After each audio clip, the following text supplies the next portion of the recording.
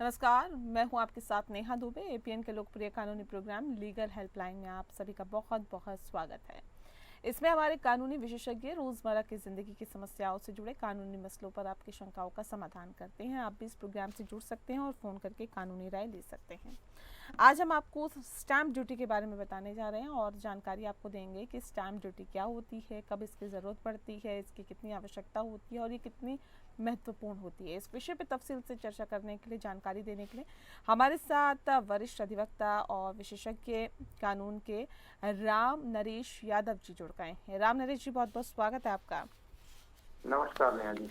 जी राम नरेश जी, इस विषय से आपको बहुत अच्छे से रूबरू कराएंगे, बहुत अच्छे से जानकारी देंगे, लेकिन उससे पहले बता दें कि अगर आपका भी कोई सवाल है तो आप हमें कॉल कर सकते हैं। नंबर्स आपके टीवी स्क्रीन पर फ्लैश हो रहे हैं। फ़ोन उठाइए, नंबर घुमाइए और अपना सवाल आप पूछ सकते हैं। स्टैंप ड्यूटी से संबंधित आज कानूनी जानकारी हम आपको देने जा रहे हैं। 0120612793 पर कॉल करिए या फिर 0120612793 पर भी आप हमें कॉल कर सकते हैं।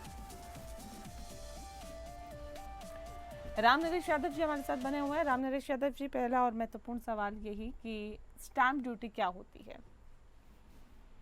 नेहा जी, स्टैम्प ड्यूटी ये जैसे आयकर होता है, इनकम टैक्स, उसके समान ही एक तरह का ये कर है जिसे सरकार द्वारा लिया जाता है। और ये जो इंडियन स्टैम्प एक्ट 1899 की जो सेक्शन 3 है, इसके तहत एक शुल्क को दिया जाता है और स्टाम्प शुल्क का भुगतान पूर्ण रूप से समय पर किया जाना चाहिए। यदि स्टाम्प शुल्क के भुगतान में देरी होती है तो उस पर जुर्माना लगाया जाता है। स्टाम्प शुल्क का भुगतान किया गया, जैसे कोई इंस्ट्रूमेंट है या डॉक्यूमेंट है, उस पे एक उचित स्टाम्प ड्यूटी लगता है। जो कोई भी लीगल डॉक्यूमेंट या लीगल इंस्ट्रूमेंट है उसको तभी उचित माना जाता है जब एक एप्रोप्रिएट स्टाम्प ड्यूटी उसके ऊपर लगी हुई हो।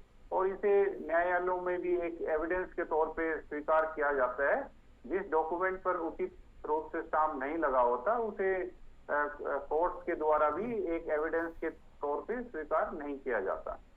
जी सर, ये बताइए कि स्टैंप ड्यूटी क्यों लगाई जाती है और ये जो पैसा है स्टैंप ड्यूटी का वो किसके पास जाता है? स्टाम्प ड्यूटी लगाने के कुछ कारण है। जैसे ये सरकार के लिए एक रेवेन्यू का एक इम्पोर्टेंट सोर्स है जिसका उपयोग सार्वजनिक सेवाओं और विकास कार्यों के लिए किया जाता है। दूसरा, स्टाम्प ड्यूटी का भुगतान ये सुनिश्चित करता है कि दस्तावेज कानूनी रूप से मान्य हो और उन्हें अदालत में सबूत के तौर पर इस्तेमाल किया जा सके। संपत्ति जो ट्रांसफर होती है उससे भी जो संबंधित डॉक्यूमेंट होते हैं उनके ऊपर स्टाम्प ड्यूटी का जो भुगतान है वो सरकार को संपत्ति के जो स्वामित्व के रिकॉर्ड को बनाए रखने में भी मदद करता है। तो स्टाम्प ड्यूटी से जो प्राप्त धन है वो कंसर्न जो भी स्टेट गवर्नमेंट है उसके पास जाता है, क्योंकि भूमि और संपत्ति एक स्टेट सब्जेक्ट है कॉन्स्टिट्यूशन के अंदर, और राज्य सरकार ही इस स्टाम्प ड्यूटी से प्राप्त जो भी धन है उसको रखती है। जी सर, ये भारतीय स्टैंप अधिनियम 1899 में संशोधन क्यों किए गए और क्या संशोधन इसमें किए गए? नेहा जी, जो भारतीय स्टाम्प एक्ट 1899 ये कॉलोनियल टाइम का कानून है। यानी कि जब ब्रिटिशर भारत पर राज करते थे उस समय ये कानून आया था और उस समय का ये कानून है जिसे समय की बदलती सामाजिक, आर्थिक और जो तकनीकी जरूरतें हैं उनके अनुरूप उसको बनाने के लिए बार बार इसमें संशोधन किए गए हैं। तो जो संशोधन है उसके जो मुख्य उद्देश्य और जो मुख्य महत्वपूर्ण पहलू है वो है, सबसे पहला तो आर्थिक विकास और वित्तीय बाजार का आधुनिकीकरण करना होता है। दूसरा, जो बदलती वित्तीय परिदृश्य और जो नए वित्तीय साधन जैसे डेरिवेटिव, इलेक्ट्रॉनिक रूप से कारोबार की जाने वाली जो इंस्ट्रूमेंट्स हैं उनको अधिनियम के दायरे में लाना था। और जो प्रतिभूति बाजार है उसमें जो लेन देन की दक्षता और ट्रांसपेरेंसी को बढ़ाना भी उसमें एक उसका अमेंडमेंट का लक्ष्य था। निवेश जो को आकर्षित करने और व्यापार को सुगम बनाने के लिए स्टाम्प ड्यूटी की दरें और उनकी प्रक्रियाओं को एक युक्ति संगत बनाना भी उसका एक उद्देश्य था। डिजिटल, जैसे अभी आज के परिवेश में डिजिटलाइजेशन हो रखी है और प्रौद्योगिकी का समावेश हुआ है, उसमें जो भौतिक स्टाम्प पेपर यानी जो पहले स्टाम्प पेपर आते थे उनका उपयोग अब धीरे धीरे कम कर दिया और कई जगह तो बिल्कुल खत्म कर दिया है। और इलेक्ट्रॉनिक जो स्टाम्पिंग यानी कि ई स्टाम्पिंग जैसे जो तकनीक है उसको बढ़ावा देना भी अमेंडमेंट का लक्ष्य था।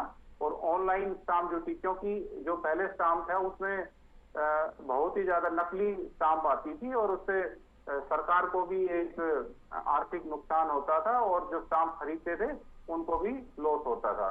तो ये भी एक अमेंडमेंट का कारण था। जो भी ऑनलाइन स्टाम्प ड्यूटी भुगतान है या डॉक्यूमेंट के इलेक्ट्रॉनिक निष्पादन की सुविधा जो प्रदान करते हैं उसमें एक तो समय बचा और लागत भी बची है, क्योंकि जो स्टाम्प आती है फिर उसको उस कंसर्न जगह पर भेजते हैं तो इसमें एक समय भी लगता था और संसाधन भी लगते थे। अब इलेक्ट्रॉनिक करने से उसमें बहुत ही ज्यादा इजी हो गया है और सुविधा हुई है सभी के लिए। और डिजिटल रिकॉर्ड रखने और धोखाधड़ी को कम करने के लिए भी एक बुनियादी ढांचा तैयार करना था। और जो रेवेन्यू की जो चोरी हो रखी थी नकली स्टाम्प से उसको भी रोकना था।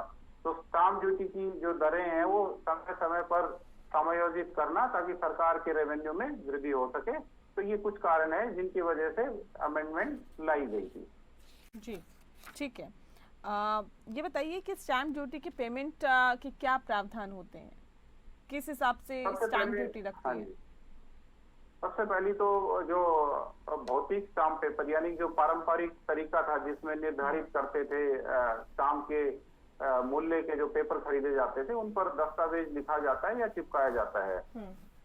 ई स्टाम्पिंग जैसे कई राज्यों में ये सुविधा उपलब्ध है, जैसे ऑनलाइन पोर्टल के माध्यम से स्टाम्प ड्यूटी का भुगतान किया जा सकता है और एक प्रमाण पत्र प्राप्त होता है जिसे दस्तावेज के साथ अटैच किया जाता है।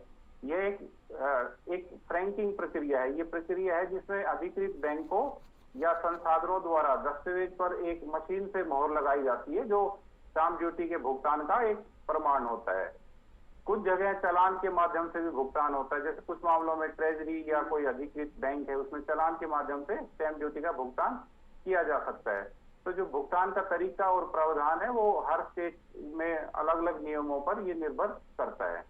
जी ठीक है। ये बताइए कि क्या स्टैम्प शुल्क वापस किया जा सकता है?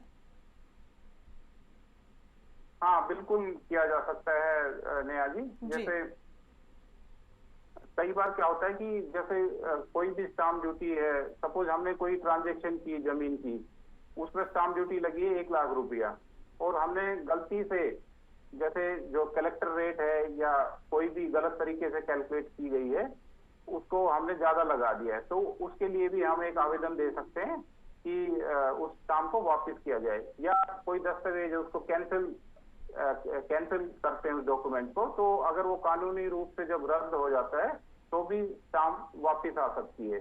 या जैसे अभी मैंने बताया इरोनियस या जो इम्प्रॉपर स्टैंपिंग है उस केस में भी जो अगर गलती से अधिक स्टाम्प ड्यूटी का भुगतान कर दिया है तो उस केस में भी वापस ली जा सकती है। में राम नरेश यादव जी लगातार हमारे साथ जुड़ा हुआ है। राम नरेश जी, ब्रेक पे जाने से पहले आपने तमाम सवालों के जवाब दिए।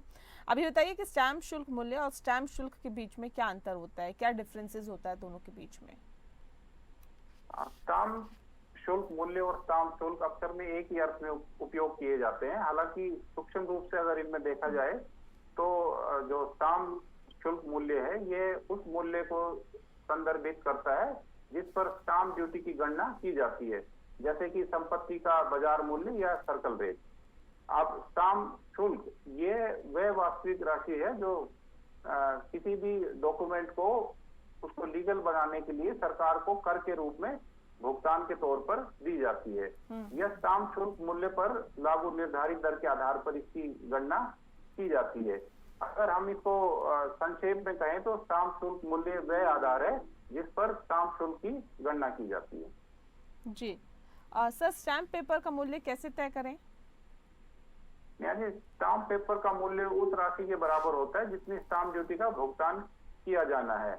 आपको अपनी संपत्ति के मूल्य और उसके लागू स्टाम्प ड्यूटी के दर पर एक आवश्यक स्टाम्प ड्यूटी की राशि की गणना करनी होती है और फिर उतने मूल्य का स्टाम्प पेपर खरीदना होगा। ई स्टाम्पिंग के मामले में भी आप सीधे उतनी राशि का भुगतान ऑनलाइन कर सकते हैं। जैसे उदाहरण के तौर पर अगर आप कोई एक जमीन खरीद रहे हैं कोई भी, तो जमीन का रेट कलेक्टर रेट है 35 लाख रुपया, तो उसके ऊपर अगर कोई पुरुष उसको खरीदता है तो 7% के हिसाब से स्टाम्प ड्यूटी लगेगी। अगर कोई महिला उसको खरीदती है तो 5% के हिसाब से उस पर राज्य को स्टाम्प ड्यूटी के तौर पर शुल्क देना होता है। अब जैसे शेयर्स हैं, डिबेंचर हैं, उनके ऊपर जो स्टाम्प शुल्क है वो एक अलग तरह से लगता है। जैसे कोई एग्रीमेंट कराता है तो कुछ स्टेट में 100 रुपए स्टाम्प शुल्क होता है, कुछ स्टेट में जैसे राजस्थान है उसमें 500 रुपए एग्रीमेंट का स्टाम्प ड्यूटी मूल्य होता है।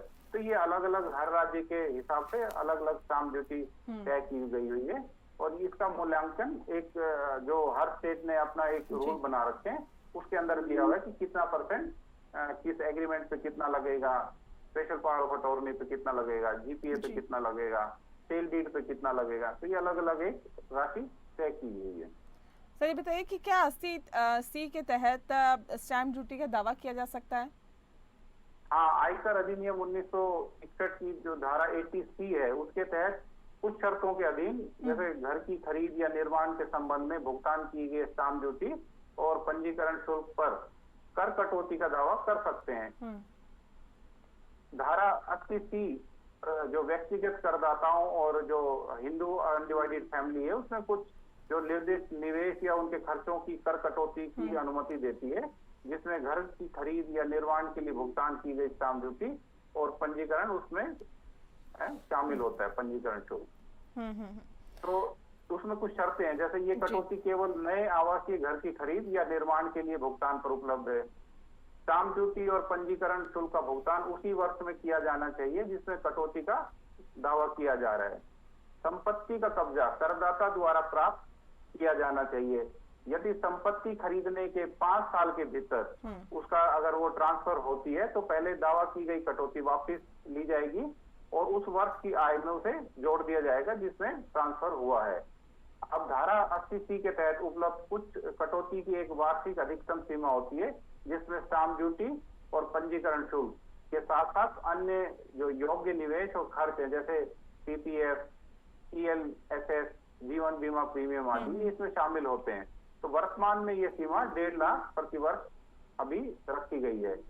जैसे जो अन्य संपत्ति के लिए जैसे कटौती भूमि या प्लॉट की खरीद के लिए भुगतान की स्टाम्प ड्यूटी और पंजीकरण शुल्क, इनके ऊपर ये जो 80C की स्कीम ये उपलब्ध नहीं है जब तक कि उस पर कोई निर्माण न किया गया हो।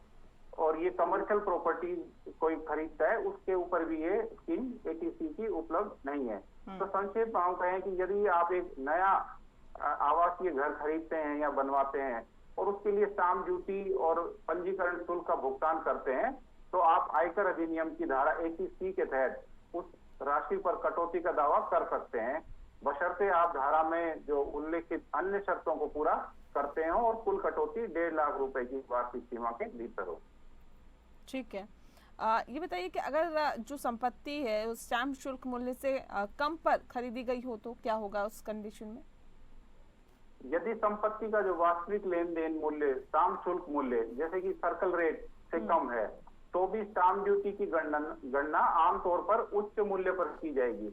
यानी कि अगर मान लो 35 लाख रुपए सर्कल रेट है किसी प्रॉपर्टी का और वो खरीदा है 20 लाख में, तो जो स्टाम्प ड्यूटी है वो 35 लाख पर लगेगी ना कि 20 लाख पर। तो इसका मतलब है कि आपको स्टाम्प ड्यूटी उस मूल्य पर चुकानी होगी जो सरकार द्वारा निर्धारित न्यूनतम मूल्य है, जैसे कोई सर्कल रेट, भले ही आपने संपत्ति कम कीमत पर खरीदी हो। तो ऐसा इसलिए किया जाता है ताकि संपत्ति का कम मूल्यांकन और कर चोरी को रोका जा सके। जी, क्या स्टैम्प शुल्क को अधिग्रहण की लागत में शामिल किया जा सकता है? हाँ, बिल्कुल किया जा सकता है। जो आयकर नियमों के अनुसार संपत्ति के अधिग्रहण की लागत की गणना करते समय स्टाम्प ड्यूटी और पंजीकरण शुल्क को शामिल किया जा सकता है। यह तब तक महत्वपूर्ण होता है जब आप भविष्य में संपत्ति बेचते हैं और पूंजीगत लाभ की गणना करते हैं। इन लागतों को शामिल करने से जो पूंजीगत लाभ है वो कम हो जाता है और इस प्रकार जो देनदारी है वो भी कम हो जाती है। जी, बहुत बहुत शुक्रिया आपका राम नरेश यादव जी, आपने बहुत ही विस्तार से इस विषय से संबंधित जानकारी हमारे दर्शकों को दी और स्टैम्प ड्यूटी के बारे में बहुत ही विस्तार से बताया। इसके लिए आपका बहुत बहुत शुक्रिया। लीगल हेल्पलाइन में फिलहाल इतना ही। नमस्कार।